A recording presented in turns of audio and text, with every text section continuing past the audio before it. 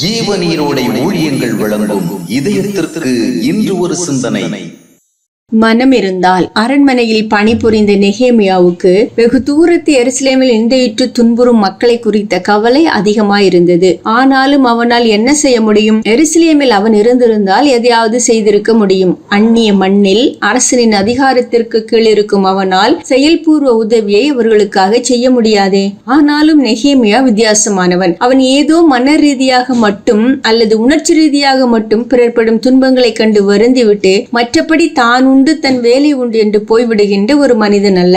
அவன் சிந்தனையில் மட்டுமல்லாமல் செயலிலும் பிறருக்கு உதவிட விரும்புகின்றவன். எனவேதான் சாத்தியமற்ற நிலையிலும் தேவன் அவனுடைய இதய சிந்தையை கண்டு அது நிறைவேறுவதற்கான ஒரு வாசலை திறந்து கொடுத்தார். ஆகையால் தான் அரசனே முன்வந்து அவனை எருசலேமுக்கு அனுப்ப விருப்பமானான்.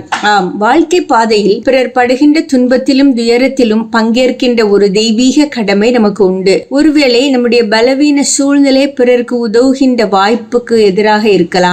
ஆயினும் நாம் உண்மையிலேயே பிறர்படும் துயர்களில் பங்கேற்கின்ற வாஞ்சியையும் செயல்பூர்வ உதவிக்கான விருப்பத்தையும் உடையவர்களாக இருந்தால் தேவன் அதற்கும் ஒரு வழியை ஆச்சரியமாக ஏற்படுத்துவார் என்பது உண்மை. மனம் இருந்தால் மார்க்கம் உண்டு என்றொரு பழமொழி உண்டு. அதுபோல உண்மையான ஒரு செயல்பாட்டில் ஆர்வம் இருந்தால் அது நிறைவேறுவதற்கான ஒரு வழியும் தேவனால் பிறக்கும். தேவன் அந்நிய தேச அரசனின் மனதை தமக்கேற்ப மாற்றி நெகேமியாவுக்கு உதவி செய்ய தூண்டினார்.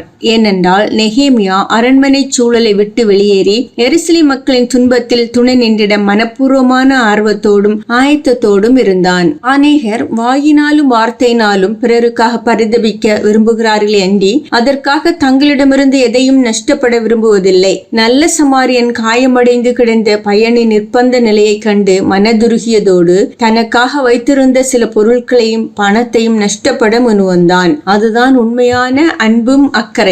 சிந்தனைக்கு, உன்னால் பிறருக்கு நஷ்டமில்லை என்பது உண்மைதான். உன்னால் பிறருக்கு லாபம் என்ன என்பதே கேள்வி. உன்னால் பிறருக்கு நஷ்டமில்லை என்பது உண்மைதான். உன்னால் பிறருக்கு லாபம் என்ன என்பதே கேள்வி.